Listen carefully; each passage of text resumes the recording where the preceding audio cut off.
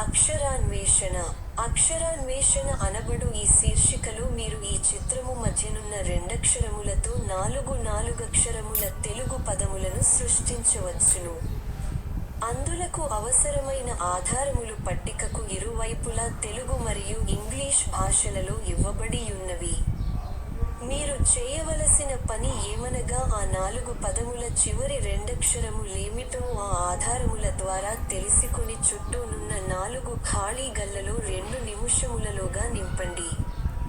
ఆ పని మీరు చేయలేకపోయిన ఎడల 2 నిముషముల అనంతరము ఖాళీల నింపుట ద్వారా మేము పూర్తి చేయగలము.